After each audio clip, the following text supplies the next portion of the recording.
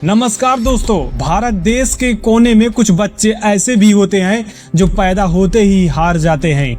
ना उन्होंने कोई गुनाह किया, ना कोई फैसला लिया, फिर भी उनकी जिंदगी पहले दिन से ही सजा बन जाती है। यानी कमाठीपुरा। आप इन जगहों को जानते हैं, आप जानते हैं यहाँ क्या होता है, लेकिन आप ये नहीं जानते कि यहाँ क्या पैदा होता है। यानी यहाँ पैदा होता है एक ऐसा बचपन जिसका कोई नाम नहीं होता। यानी डाटा कहता है कि भारत के बड़े रेड लाइट एरिया में हजारों बच्चे ऐसे हैं जो उसी इन्वायरमेंट में बड़े हो रहे हैं। एशिया का सबसे बड़ा रेड लाइट एरिया सोनागाछी, जिसके बाद कमाठीपुरा। लेकिन इन सब में असली दर्द नंबर नहीं है, दर्द ये है कि बच्चे किसी कैटेगरी में फिट नहीं होते। स्कूल के फॉर्म में लिखा होता है फादर्स नेम, परमानेंट एड्रेस, और ये बच्चा खाली छोड़ देता है या झूठ लिखता है। सोचो, जिस उम्र में बच्चे अपना नाम लिखना सीखते हैं, उस उम्र में ये बच्चे अपनी पहचान छुपाना सीखते हैं। ये क्राइसिस सिर्फ डॉक्यूमेंट्स का नहीं है, ये क्राइसिस है मैं कौन हूँ, मेरा नाम क्या है, मुझे एक्सेप्ट किया जाएगा या नहीं। यानी साइकोलॉजिकल स्टडीज बताती है कि आइडेंटिटी क्राइसिस से गुजरने वाले बच्चों में anxiety, low self worth, social withdraw बहुत कॉमन हो जाता है। मतलब बाहर से बच्चा नॉर्मल दिखता है, लेकिन अंदर वो हर दिन लड़ रहा होता है। और सबसे खतरनाक चीज क्या होता है जानते हो? यानी सोसाइटी। जब किसी को पता चलता है कि बच्चा रेड लाइट एरिया से है, तो सडनली सब बदल जाता है। यानी अब जरा ये समझो, ये वही बच्चे हैं जो दो जिंदगी जीते हैं, एक बाहर की दुनिया, एक अंदर की दुनिया। यानी बाहर वो स्टूडेंट है, लेकिन अंदर वो एक सच छुपा रहे होते हैं। और दो जिंदगी को एक साथ जीना किसी बड़े इंसान के लिए भी आसान नहीं होता। ये तो एक बच्चा है। लेकिन ये कहानी यहीं खत्म नहीं होती, क्योंकि जहां सिस्टम इन बच्चों को पहचान देने में असफल हो जाता है, वहीं कुछ लोग जो इनकी पहचान बनाने की कोशिश कर रहे हैं। यानी मुंबई के कमाठीपुरा में एक एनजीओ है प्रेरणा, जिसकी शुरुआत हुई थी 1919 के दशक में, और इसे लीड किया था प्रवीण पाटकर और प्रीति पाटकर ने। यानी इनका मदद साफ था कि बच्चों को उस साइकिल से बाहर निकालना जिसमें वो पैदा होते ही फंस जाते हैं। यानी यह एनजीओ प्रेरणा ने कमाठीपुरा में नाइट केयर सेंटर शुरू किए। यानी अब ये नाइट केयर सेंटर क्या है?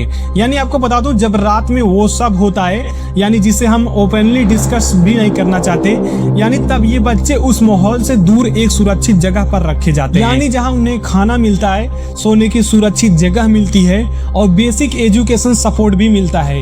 यानी एक सेंटर में करीब 80 से 100 बच्चे होते हैं, कहीं कहीं 30 से 40 बच्चे होते हैं, यानी छोटे छोटे स्पेस में। और बचपन को बचाने की कोशिश पूरी तरह से की जाती है। यानी प्रेरणा एनजीओ का दावा है कि उन्होंने अब तक 15,000 से ज्यादा बच्चों के साथ काम किया है। लेकिन अगर आप पूरे कमाठीपुरा को देखें तो ये संख्या अभी भी बहुत छोटी है। यानी मदद है, पर हर बच्चे तक नहीं पहुंच पाती। यानी इसके अलावा कुछ और भी ऑर्गेनाइजेशन इस मदद में हैं। यानी अपने आप में एक है ओमेन वर्ल्ड वाइड, जिसे रुचिरा गुप्ता ने शुरू किया। यानी ये तस्करी के खिलाफ काम करती हैं और बाकी बच्चों के एजुकेशन और उनकी और बाकी चीजों में हेल्प करती हैं। बाकी स्माइल फाउंडेशन है जो एजुकेशन प्रोग्राम और अवेयरनेस कैंपेन भी चलाती है।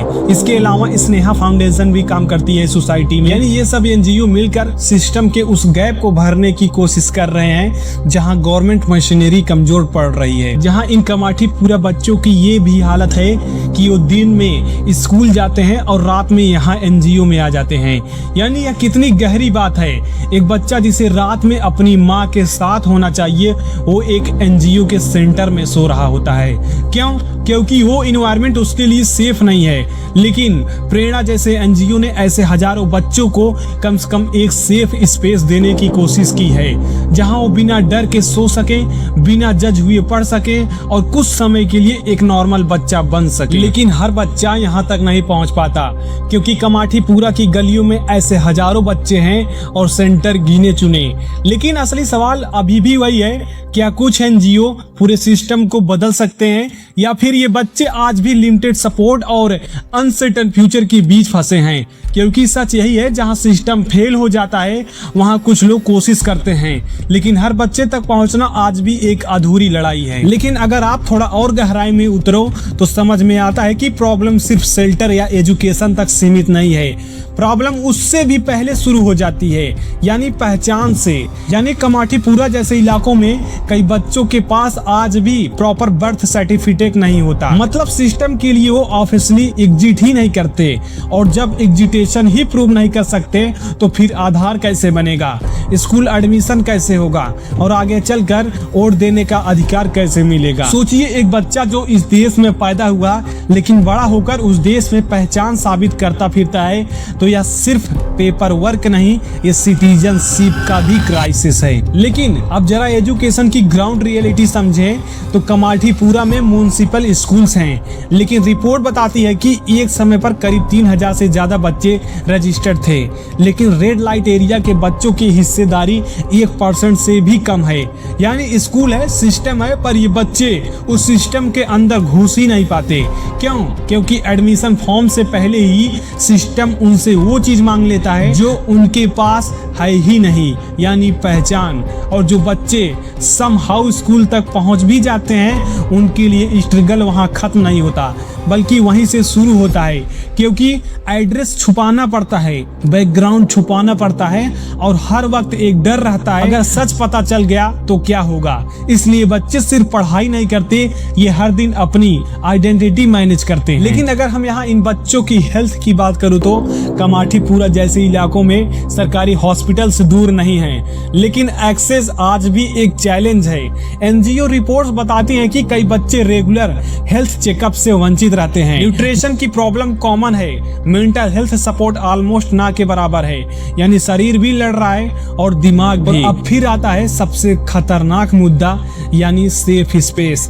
यानी हर बच्चे के पास एक जगह होती है जहां वो खुद को सेफ महसूस करता है, यानी घर। लेकिन यहाँ कई बच्चे के लिए घर भी हमेशा सेफ नहीं होता, इसलिए एक छोटा सा एनजीओ सेंटर उनके लिए सिर्फ शेल्टर नहीं होता, वो उनकी पूरी दुनिया बन जाता है। यानी इनका फ्यूचर ही बहुत अजीब होती है।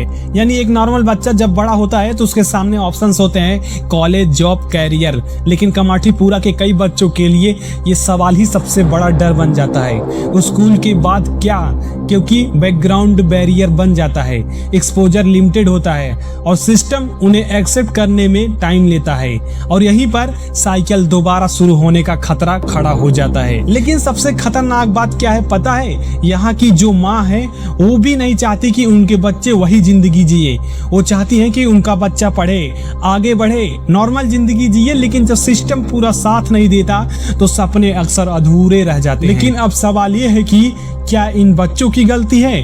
क्या इन्होंने ये जिंदगी चुनी? तो बता दो नहीं।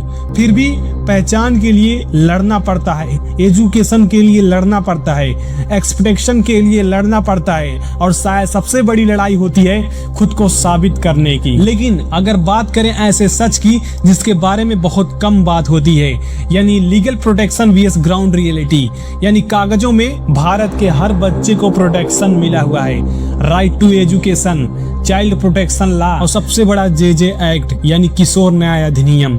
लेकिन ग्राउंड पर ये राइट हर बच्चे तक नहीं पहुंच पाते, क्योंकि लॉ स्ट्रांग है पर इम्प्लीमेंटेशन अक्सर वीक पड़ जाता है। अब एक और लेयर समझो, यानी न्यूट्रिशन और बेसिक चाइल्डहुड, यानी एक नॉर्मल बच्चा दिन में 2 से 3 बार खाना खाता है, मिल्क, फ्रूट्स, प्रॉपर डाइट। लेकिन कमाठीपुरा के कई बच्चों के लिए रेगुलर फूड गारंटेड नहीं है, कई बार एनजीओ मील्स पर डिपेंड रहना पड़ता है। यानी यहाँ का बच्चा बचपन सिर्फ इमोशनली ही नहीं बल्कि फिजिकली भी स्ट्रगल कर रहा है। और अब सबसे बड़ा जो अनकंफर्टेबल है लेकिन जरूरी सच भी है, यानी अर्ली एक्सपोजर। जहाँ बच्चों को धीरे धीरे दुनिया समझाना चाहिए, वहीं यहाँ कई बच्चे बहुत जल्दी सब कुछ देख लेते हैं। यानी एक बच्चा जो हर दिन 2 जिंदगी जी रहा है, यानी एक सोसाइटी के सामने, एक रियलिटी के अंदर, कितना टाइम लगेगा उसको अंदर से ये सवाल पैदा होने में कि मैं नॉर्मल हूँ या नहीं, मेरी लाइफ अलग क्यों है। और यही सवाल धीरे धीरे उसे अंदर से तोड़ देते हैं। लेकिन अब यहाँ एक सवाल और आता है, क्या ये बच्चे वोट दे पाते हैं या नहीं? क्या इनके पास प्रॉपर आइडेंटिटी होती है या नहीं? यानी कुछ के पास होती है, लेकिन बहुत के लिए ये प्रोसेस आज भी स्ट्रगल है, क्योंकि एड्रेस प्रूफ, आइडेंटिटी डॉक्यूमेंट्स, ये सब उनके लिए आसान नहीं होते। लेकिन एक बहुत सिंपल लेकिन पावरफुल कंपैरिजन है, यानी एक बच्चा जो नॉर्मल कॉलोनी में पैदा हुआ और एक बच्चा जो कमाठीपुरा में पैदा हुआ, यानी दोनों सेम कंट्री में है, सेम कॉन्स्टिट्यूशन में है, सेम राइट्स में है, लेकिन ग्राउंड ग्राउंड रियलिटी पूरी तरह अलग है। अब आखिरी लेयर ये है कि साइलेंस, ये सब नया नहीं है, ये प्रॉब्लम आज की नहीं है, सालों से सबके सामने है, लेकिन फिर भी इस पर ओपनली बात कम होती है, डिस्कशन अनकंफर्टेबल होता है और सिस्टम धीरे धीरे इग्नोर करता रहता है। तो अब सवाल ये नहीं कि कमाठीपुरा में प्रॉब्लम क्या है, सवाल ये है कि कितनी लेयर्स हैं और कितनी अभी भी छुपी हुई हैं, क्योंकि यहाँ प्रॉब्लम एक नहीं है बल्कि कई हैं, जैसे आइडेंटिटी, उनकी पहचान, उनकी एजुकेशन, उनकी हेल्थ, उनकी सेफ्टी, उनका फ्यूचर, यानी सब कुछ एक साथ जुड़ा है। लेकिन प्रेरणा जैसी एनजीओ इस ग्राउंड रियलिटी पर बहुत तेजी से काम कर रहा है, लेकिन गवर्नमेंट की नजर इन कमाठीपुरा के बच्चों पर किसी भी तरह से नहीं है, बल्कि इससे ज्यादा एनजीओ बहुत ज्यादा मदद कर रहा है। यानी प्रेरणा जैसे एनजीओ ने इन बच्चों के मदद के लिए बहुत तेजी से काम कर रहा है। बाकी फ्रेंड्स, इस कमाठीपुरा के बच्चों के लिए आपका क्या ओपिनियन है उनकी आइडेंटिटी को लेकर? कमेंट बॉक्स में अपना ओपिनियन जरूर देना फ्रेंड्स। बाकी वीडियो अच्छी लगी हो तो लाइक करना मत भूलना और चैनल को शेयर सब्सक्राइब करके बेल आइकन दबाना ना भूलना, इससे नई वीडियो सबसे पहले आप तक। और यदि आप ऐसे ही political issue, social issue, current issue and reality series पर वीडियो पाना चाहते हैं तो चैनल को सब्सक्राइब कर लेना।